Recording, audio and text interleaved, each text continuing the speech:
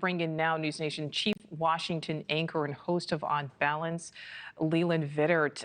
Leland, thank you so much for your time during this breaking news. First of all, from your perspective, what does this mean? How does this missile attack potentially compare to previous attacks?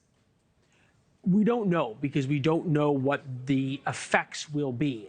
If nothing was hit and all of the missiles were intercepted, then it could be a situation where the Israelis feel as though they've delivered their message to Iran. Iran feels as though it's saved face by retaliating, and they call it a night. Just based on the video I've seen, that doesn't seem all that likely.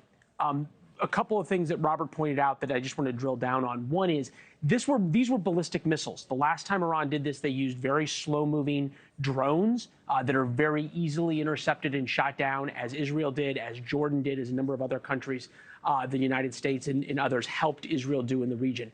This was ballistic missiles that go up very fast and come down very fast. It was probably 10 or 15 minutes worth of notice. That means that the air defense systems inside Israel had a lot less time to respond, and they're a lot easier to overwhelm. So if one or two of these ballistic missiles got through that can carry fairly large warheads, some up to 1,000-pound or 2,000-pound warheads, and if they impacted a civilian target, and there's a lot of dead Israelis right now, there is going to be an outcry by the Israeli population to respond directly on Iran by Israel in a way that there is no ambiguity. And it's very clear. Israel can destroy Iran. Iran cannot destroy Israel. So there is an asymmetric power here, and how much of a push on Israel to use it is something that is going to be playing out in the next few hours. Very interesting thing happened about 12 hours ago. The U.S. administration, President Biden's administration, shifted radically in how they have been talking about Israel. For the past 9 months, and Nichole, you and I have talked about this, there's been this enormous push on Israel for restraint. We've heard constant calls for the needs for ceasefires.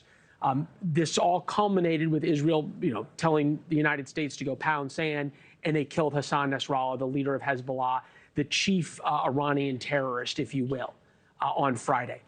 And now, over the past 24 hours, we've seen the Biden administration shift, and there's now leaks about how privately they were supporting Israel, and that this might actually be a good thing, that Israel is destroying the Iranian terror network throughout the Middle East and taking on and embarrassing Iran. So there's been a big shift there. Now, what does that mean in terms of a U.S. response against Iran, or in terms of allowing or helping an Israeli response directly against Iran?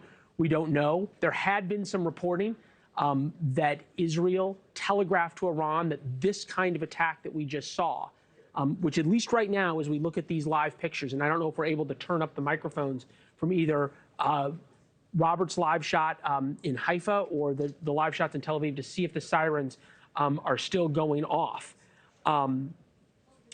that this could be one and done. This barrage could be over. I don't hear any sirens right now. So that's significant. There had been reporting that at least over the past couple of weeks, the Israelis had telegraphed to the Iranians that an attack like this would mean a direct attack by Israel and an unmistakable attack by Israel on Iranian facilities, nuclear facilities, possibly their oil infrastructure.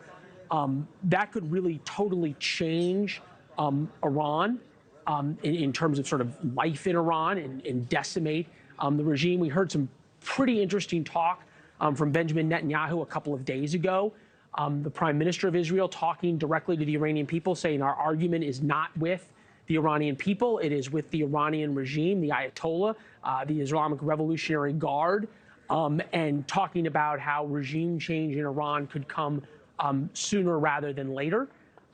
How much the Iranians are willing to back down, I think, right now, is the real question, and also what was hit. And we just don't know the answer to that right now. Thanks for watching. Go to joinnn.com to find News Nation on your screen. And don't forget to click the red subscribe button below to get more of News Nation's fact-driven, unbiased coverage.